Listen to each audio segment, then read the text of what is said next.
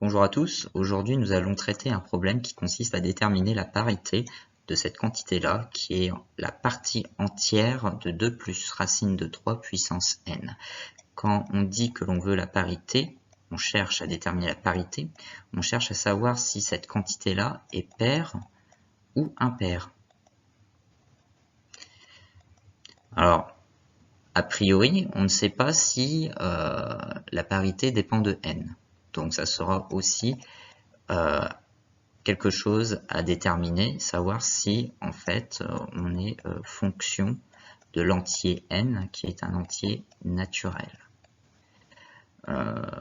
Alors oui, on aurait pu se poser la question pourquoi on ne s'intéresse pas à n avec un entier relatif.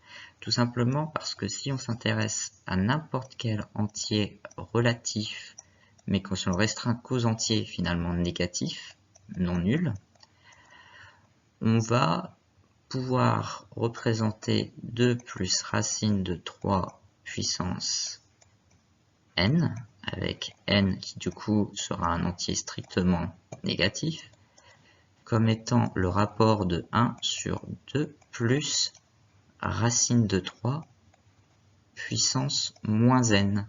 Et cette fois-ci, moins n appartient à l'ensemble des entiers positifs non nuls. On peut faire la remarque que 2 plus racine de 3 est approximativement égal à 2 plus l'approximation de racine de 3 qui est assez connue, c'est 1,732. Une manière de retenir cette valeur, c'est de se rappeler ou de faire référence à des dates historiques. Par exemple, 1,732, 1732, ça fait référence à Charles Martel qui arrête les Arabes à Poitiers. Donc ça, c'est une manière de retenir, par exemple, en maths, des valeurs qui ne sont pas forcément immédiates. On se rend compte que cette valeur-là est strictement supérieure à 1. Par conséquent, on sait que 1 sur 2 plus racine de 3 va être inférieur à 1. Du coup, pour un entier naturel non nul moins n, en fait, on va se rendre compte qu'on a une quantité qui, elle aussi, est égale, enfin qui n'est pas égale, mais qui est inférieure à 1. Or, on sait que la fonction partie entière inférieure peut se représenter sous la forme d'un escalier, qui est le suivant, et qui se subdivise en intervalles d'entiers, qui sont toujours des entiers consécutifs. Et du coup, si on se situe dans la zone entre 0 et 1, bien évidemment cette quantité est positive, elle va tendre vers 0 quand moins n tend vers plus l'infini. On va se rendre compte qu'en fait, la partie entière de cette quantité-là, inférieure, partie entière toujours inférieure, en fait, va toujours être égale à 0. 0 étant paire, finalement, on se rend compte que pour tout entier strictement négatif,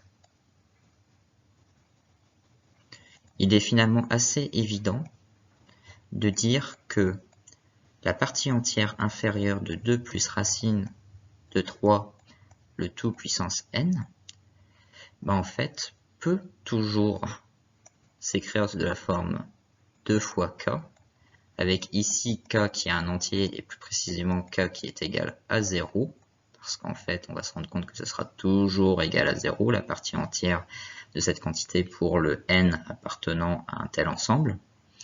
Par conséquent, en fait, ça sera toujours paire. D'où l'intérêt finalement de se restreindre à cet ensemble-là, l'ensemble des entiers. Alors, la première étape quand on traite ce genre de problème, c'est de tout d'abord, alors je l'aurais écrit ici, c'est de le tester sur des petites valeurs d'entiers. pour savoir ce que ça donne. Par exemple, pour n égale 1, on va avoir partie entière inférieure de 2 plus racine de 3 puissance 1, c'est-à-dire partie entière inférieure de 2 plus racine de 3. On sait que 2 plus racine de 3, c'est approximativement égal à 3,732, donc ça sera égal à 3. L'entier qui sera finalement inférieur à 3,732, le plus proche de cette valeur-là sera 3. On se rend compte que c'est impair. Pour n égale 2, on va avoir la partie entière inférieure de 2 plus racine de 3 au carré. Pardon. Et ça va revenir à calculer la partie entière de 4 plus 4 racine de 3 plus 3. Donc la partie entière de 7 plus 4 racine de 3. Il faut savoir que cette quantité-là est approximativement égale à 13,9 quelque chose, 13,93, oui. Et du coup, la partie entière inférieure de ce nombre-là sera 13. Donc on se rend compte qu'on a encore un nombre impair. Donc, a priori, la parité de cette quantité-là ne semblerait pas être fonction de la parité de n. Sinon, on aurait obtenu un résultat différent entre un n pair et impair. Bon, c'est bien beau de faire ça, mais le problème c'est que ça ne répond pas réellement à la question vu que l'on veut déterminer la parité pour tous les entiers naturels. Alors, la deuxième étape en général, une fois qu'on a fait ces observations sur des entiers assez simples, on aurait pu continuer, hein. On peut tester à la calculatrice pour n égale 3, n égale 4. En fait, on va se rendre compte que c'est toujours impair. Donc, on pourrait faire en fait une conjecture en ayant essayé un certain nombre de valeurs. Là, pour la vidéo, je me restreins à 2, mais tester sur votre calculette pour d'autres valeurs.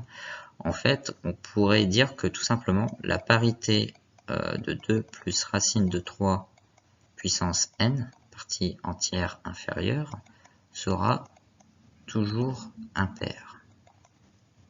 Le problème, c'est que il faut montrer ça.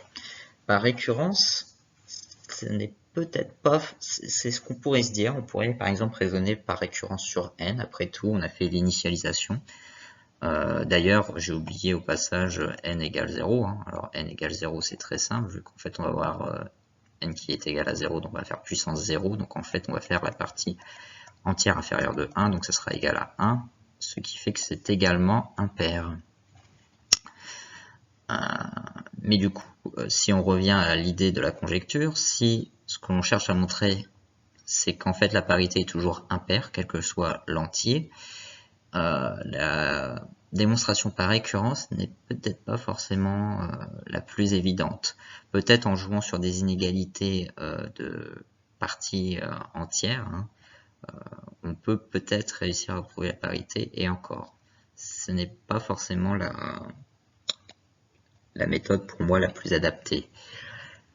La méthode qui pourrait être la plus finalement adaptée serait de se poser la question de quelle est l'expression de 2 plus racine de 3 puissance n précisément pour quel que soit l'entier naturel n. Et en fait, on peut expliciter cette expression tout simplement en utilisant ce qu'on appelle le binôme de Newton, qu'on va représenter comme une somme de k allant de 0 à n, de k parmi n, facteur de, on peut mettre 2 puissance n moins k, facteur de racine de 3 puissance k. Pour rappel, le binôme de Newton dit que pour tout entier naturel n, et tout nombre, on peut même généraliser x, y, qui sont des nombres réels, donc c'est encore plus général. X plus Y puissance n, c'est égal à la somme des k allant de 0 à n, des k parmi n. Alors k parmi n, c'est les coefficients binomiaux qui, en général, on l'utilise dans la combinatoire, mais pas que, aussi dans les calculs. Et x puissance n moins k et y puissance k. Alors, on peut aussi intervertir ces deux puissances. On aurait pu mettre ici 2 puissance k et ici racine de 3 puissance n moins k. Mais là, ça va être intéressant parce qu'en fait, on va pouvoir jouer sur la parité de k, parce que ce que l'on veut savoir, c'est finalement, est-ce que cette somme-là, on peut la représenter d'une manière un peu plus simple, c'est-à-dire sous la forme de somme d'entiers, dont on connaîtrait peut-être finalement la parité. Ou l'idée, c'est de manipuler ces sommes-là. Mais pour y arriver, c'est peut-être pas forcément immédiat, on va dire. Ce que l'on peut faire, en ayant toutes ces connaissances-là, c'est déjà aussi à rappeler que le coefficient binomial, c'est k parmi n, ça s'exprime factoriel de n sur factoriel de k moins facteur de n moins k factoriel. Quand k est inférieur à n, est positif. Quand k est strictement supérieur à n, c'est égal à 0. Donc là, c'est pour les rappels. Et du coup, là, c'est, disons, la première idée qu'il faut avoir. C'est utiliser le binôme de Newton. L'autre idée, c'est par exemple de s'intéresser à la somme 2 plus racine de 3 puissance n plus 2 moins racine de 3 puissance n. Si on l'écrit sous la forme d'un binôme de Newton, on va se retrouver avec une somme des k allant de 0 à n, des k parmi n, des 2 puissance n moins k facteur de racine de 3 puissance k pour le premier terme qui est ici, plus une deuxième somme des k allant de 0 à n, des k parmi n, de 2 puissance n moins k, moins racine de 3 puissance k. À noter que ceci, on peut l'écrire comme moins 1 puissance k facteur de racine de 3 puissance k. Et du coup, là, on comprend bien qu'on va avoir le deuxième terme qui va être égal, finalement, du moins un des termes de la somme va être égal au terme de la première expression ici, une fois sur deux, selon la parité de k, parce qu'on va avoir un signe moins qui va apparaître. Alors, je vais, réécrire proprement la somme, donc 2 plus racine de 3 puissance n, plus 2 moins racine de 3 puissance n. Si on met tout sous la même somme, on va avoir une somme qui va de 0 à n, des k parmi n. Et on va avoir 2 puissance n moins k, racine de 3 puissance k, facteur de 1 plus moins 1 puissance k. Donc ça, globalement, c'est entre guillemets l'idée qu'il faut avoir.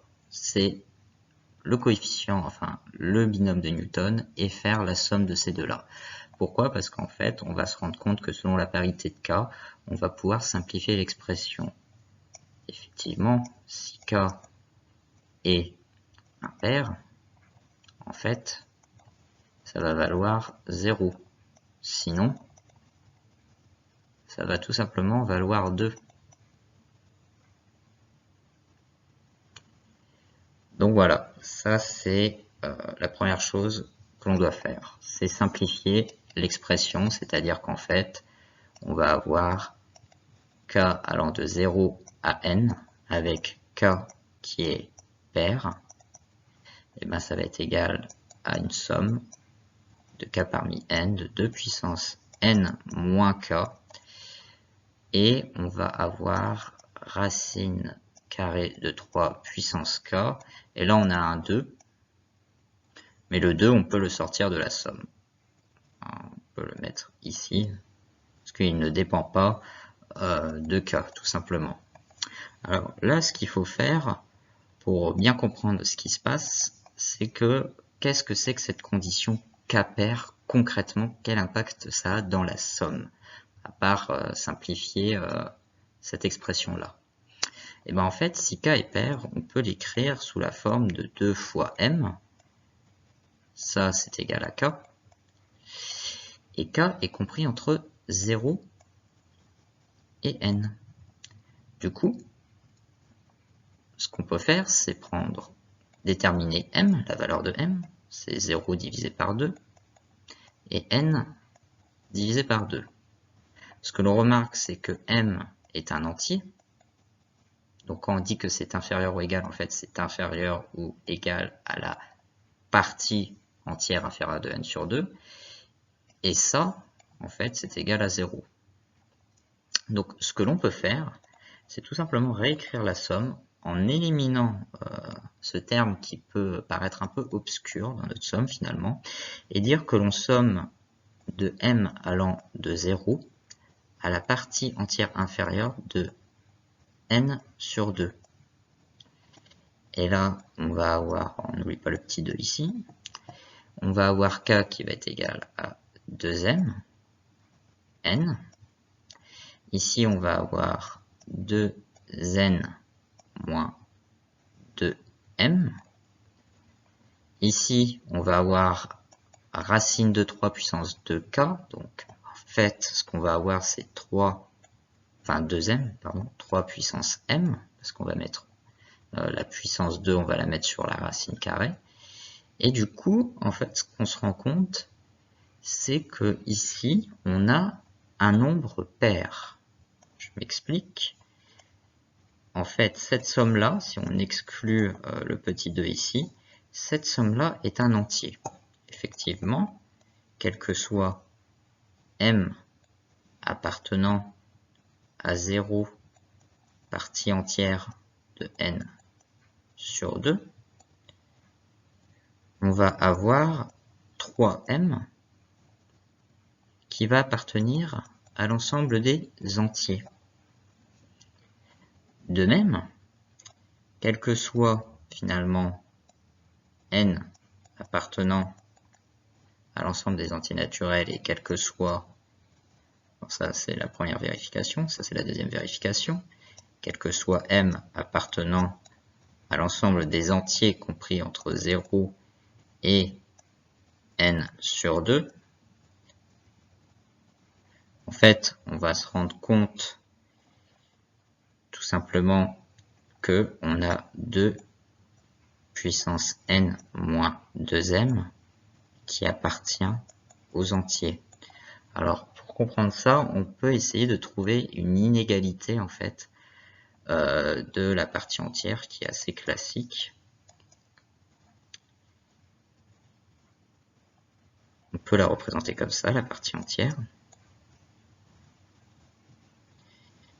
Et en fait, il y a une inégalité qui est assez connue. C'est que là, si on a y qui est égal à x, en fait, on se rend compte que la partie entière de x est inférieure ou égale à x avec égalité quand c'est des entiers. Donc en fait, la partie entière de n sur 2 est inférieure ou égale à n sur 2. D'accord? Si on multiplie par 2 cette inégalité, ça va nous faire quelque chose qui est ceci tout simplement, c'est que 2 fois la partie entière de n sur 2 va être inférieure à n. Et ensuite, ce que l'on fait, c'est qu'on retire moins 2m. Donc, ici, on va avoir n moins 2m qui va être supérieur ou égal à 2n sur 2 moins 2m. Or, on sait que m appartient à cet intervalle-là. Du coup, la plus grande valeur que m peut prendre, c'est partie entière de n sur 2. Donc cette quantité-là est positive ou nulle. Donc du coup, ceci est positif ou nul. Donc nous n'avons pas un exposant qui peut être négatif. Cet exposant est en fait positif ou nul, d'où le fait que c'est un entier. Ensuite, on se rend compte que le coefficient binomial n, un deuxième parmi n, est également un entier. Alors là, c'est peut-être moins évident parce que ça revient à dire qu'on a n et on a factoriel de 2m sur factoriel de n moins 2m qui est un entier. Alors, ça, c'est pas forcément quelque chose, si je puis dire, qui est tout de suite immédiat. En fait, ce que l'on peut remarquer, c'est tout simplement... Alors, là, du coup, ce que l'on veut savoir, c'est si m, deuxième parmi n, est un entier. Hein, ce qui, a priori, n'est quand même pas du tout, comment dire, si immédiat que ça. Après, ça dépend des gens. Sachant qu'en fait, on a n qui est un entier quelconque, et la seule condition qu'on a sur m, c'est en fait le fait qu'il appartient à l'intervalle 0 partie entière de n sur 2. Alors, pour faire ça, en fait, on peut utiliser une inégalité assez connue. Si on suppose que, par exemple, pour tout entier naturel n, et que pour tout p,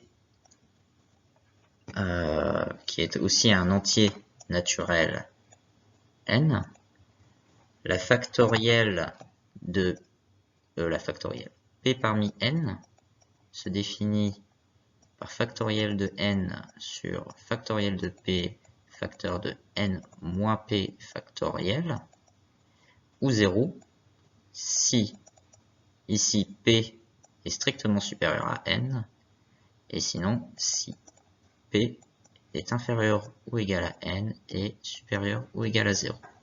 Donc si on prend cette définition, en fait, on peut tout simplement dire que quel que soit l'entier naturel n, et quel que soit l'entier naturel p, on a cette égalité-là, qui est pour le coup assez quand même immédiate. On va pas se le cacher.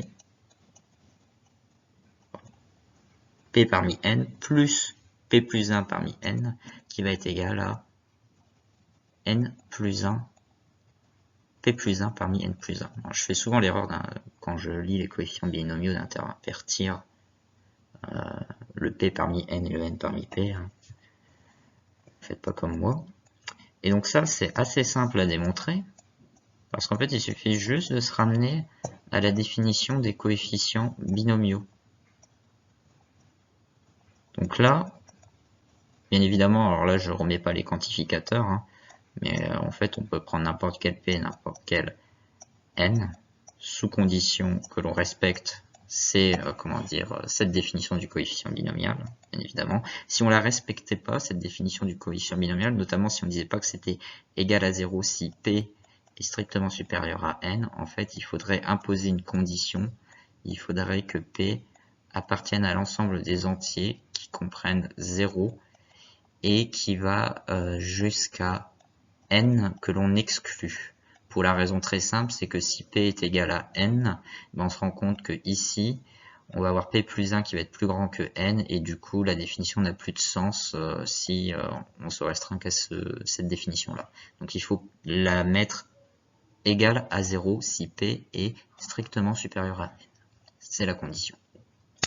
Donc pour en revenir à la démonstration, il suffit juste d'exprimer sous la forme de factoriel la somme. Et vous allez voir que ça se fait très bien. Alors là, je laisse un petit peu de place, vous allez voir pourquoi. Donc factoriel de n sur factoriel de p plus 1 fois factoriel de n moins p moins 1. Donc là, on a juste à ramener au même dénominateur. On se rend compte que ici, on a factoriel de p plus 1, ici, on a factoriel de p. Donc pour avoir le factoriel de p plus 1, il suffit de multiplier par p plus 1 au numérateur et au dénominateur. Et ici, on se rend compte qu'on a n moins p factoriel, et ici, on a n moins p moins 1 factoriel. Donc il suffit de multiplier par n moins p au dénominateur et n moins p au numérateur. Et finalement, ce que l'on obtient, c'est tout simplement, en factorisant ici et en mettant sous le même dénominateur, on va tout simplement obtenir factoriel de n plus 1 sur factoriel de p plus 1 fois factoriel de n moins p, ce qui est très exactement la définition de p plus 1 parmi n plus 1. Donc voilà.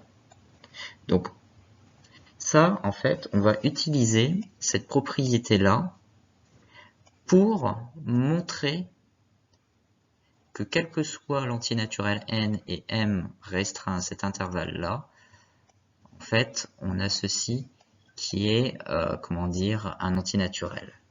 Pour faire ça, c'est assez simple, il suffit juste de raisonner par récurrence.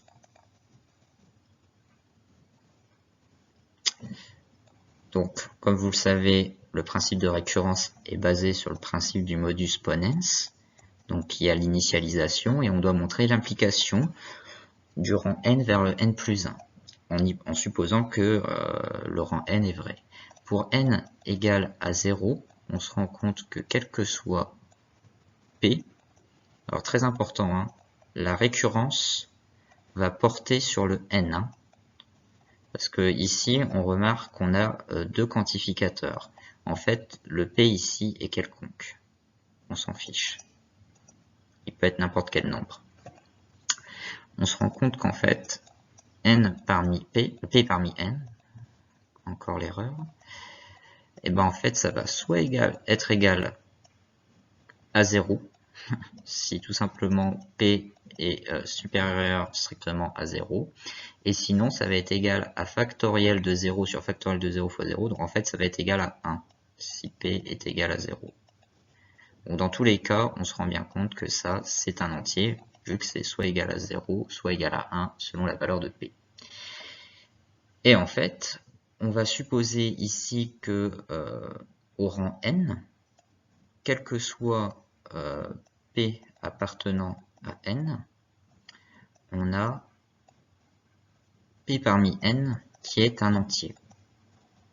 Donc ça, c'est finalement notre propriété Pn.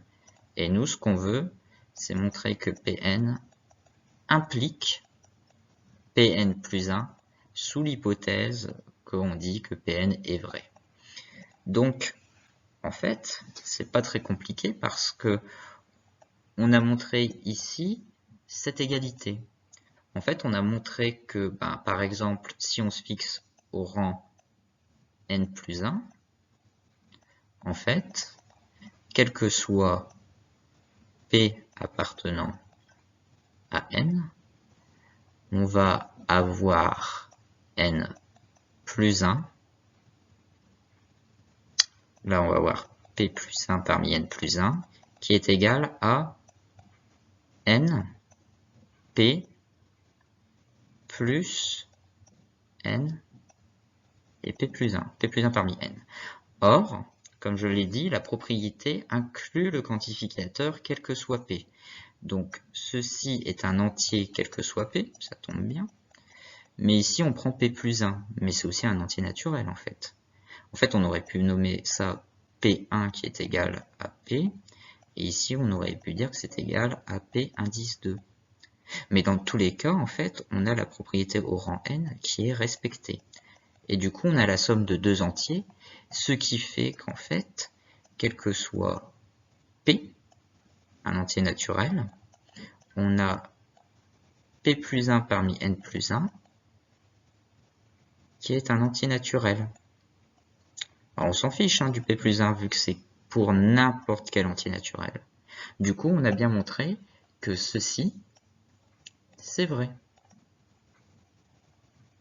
Donc finalement, pour en revenir à ce qu'on faisait, on a réussi à montrer que pour n'importe quel entier naturel, 2 plus racine de 3 puissance n plus 2 moins racine de 3 puissance n est égal à 2 fois une certaine somme qui est indexée sur les m, qui va de 0 à la partie entière inférieure de n sur 2, de 2m parmi n, de 2 puissance n moins 2m, fois 3 puissance m. Donc finalement, on a réussi à montrer que quel que soit m, qui appartient à l'intervalle 0 partie entière de n sur 2, ceci est un entier. Ici, de la même façon, on a réussi à montrer que pour les valeurs des n et des m que nous avons, c'est toujours un entier. Ici, on a réussi à montrer que c'était toujours un entier, le coefficient binomial. Alors à noter qu'ici on a 2m, ce qui pourrait correspondre au P de la démonstration de la diapositive précédente. Et finalement, on a des produits d'entiers que l'on va sommer. Donc cette somme-là est un entier. Du coup, ce que l'on peut dire, c'est que ceci s'écrit sous la forme de K. Donc ça veut dire que c'est pair. Maintenant, ce qu'on va faire, c'est tout simplement dire qu'on a 2 plus racine de 3 puissance n, qui va être égal à 2k, qui va représenter finalement cette quantité-là. Mettons, finalement, on se fiche un peu de la valeur exacte maintenant. Tout ce qu'on voulait savoir, c'était la parité. Moins 2 moins racine de 3 puissance n. Et ce, quel que soit n. Alors à noter que le k en fait est fonction de la valeur de n, parce qu'on se rend compte que plus le n sera grand, plus on aura de termes, et ça sera peut-être pas le même entier ici. Et du coup, en fait, là on commence un peu à voir le bout de l'exercice, c'est que quand on prend la partie entière inférieure de la quantité qui nous intéresse depuis le début, ça revient à prendre la partie entière inférieure de 2k moins 2 moins racine de 3 puissance n. Et donc là, c'est là qu'on va s'intéresser finalement à l'inégalité entre 2 et racine de 3. Parce que effectivement, racine de 3, c'est 1,732 approximativement.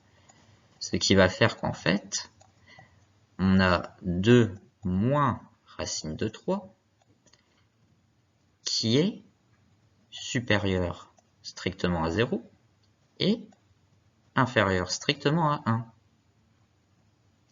Du coup, on se rend bien compte que pour n'importe quel entier naturel n, on va tout simplement avoir 2 moins racine de 3 puissance n qui va appartenir à l'ouvert 0, 1. Et du coup, on se rend finalement bien compte que 2 plus racine de 3 puissance n s'exprime sous la forme de 2k où k appartient à n, moins une certaine quantité alpha, où alpha appartient à l'ouvert 0, 1. Et bien là, c'est plus très compliqué, parce qu'en fait, on se rend compte que le 2k moins alpha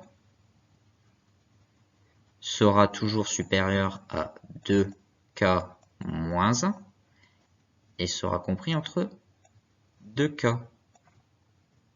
Enfin, inférieur strictement à 2k. Du coup, on comprend bien que si on prend la partie entière inférieure de 2 plus racine de 3 puissance n, et ben en fait, l'entier inférieur le plus proche de cette valeur-là, qui revient en fait à calculer la partie entière inférieure de 2k moins alpha, va tout simplement être de la forme 2k moins 1. Donc ce qu'on a réussi à montrer, c'est que pour tout entier naturel n, on a la partie entière inférieure de 2 plus racine de 3 puissance n, qui est en fait impair. Et c'est ce qu'on voulait faire. Donc finalement, ce qu'on avait émis comme conjecture s'avère vrai. Ce qui est un peu rassurant tout de même. Donc pour résumer, ce qu'on a voulu savoir, c'était la parité de cet entier.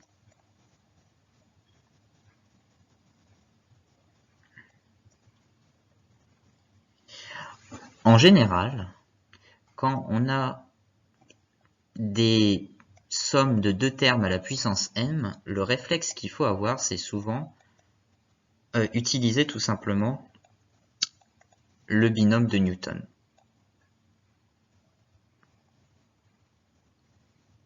C'est vraiment le réflexe qui, en général, il faut avoir. C'est ça. Alors maintenant, ce qu'on pourrait se demander, c'est finalement, à la limite, avoir ce réflexe-là, c'est assez immédiat. J'ai envie de dire, c'est vraiment des choses de lycée qui sont assez faciles, de cégep. L'idée qui est un peu plus subtile d'une certaine manière, c'est plutôt utiliser en fait la forme qu'on pourrait qualifier de conjuguée de cette expression qui est 2 moins racine de 3. Mais en fait, cette somme-là, elle vient pas de nulle part, parce qu'on comprend qu'on va compenser des termes et qu'on va pouvoir prouver que ce terme-là est pair, tout simplement. Et après, finalement, le 2 moins racine de 3 est quand même une quantité assez facilement contrôlable. On sait que ça appartient à l'ouvert 0, 1, et du coup, globalement, on va pouvoir connaître la parité, du coup, de la partie entière inférieure de la quantité qui nous intéresse. Mais globalement, c'est peut-être cet aspect-là, avoir l'idée de prendre le terme dit conjugué, c'est-à-dire quand on met un moins, pour finalement l'additionner, utiliser le binôme de Newton, et après c'est que du calcul et des petites remarques sur comment il faut utiliser les résultats qu'on obtient. Mais donc voilà, donc l'exercice est terminé. Il est assez simple finalement. Je vous remercie si vous êtes resté jusqu'au bout pour écouter ma vidéo et n'hésitez pas à laisser des petits commentaires si vous avez une autre méthode pour résoudre cet exercice. À mon avis, il n'y a pas qu'une méthode, c'est la méthode que j'ai trouvée qui m'a semblé la plus intuitive, donc n'hésitez pas, dites ce que vous pensez de la correction que j'ai faite de cet exercice dans les commentaires Et mettez un petit pouce ou abonnez-vous si vous trouvez que le contenu est plutôt intéressant. Et surtout, n'hésitez pas à faire des remarques, qu'elles soient positives ou négatives, afin que je m'améliore. Merci beaucoup, bonne journée.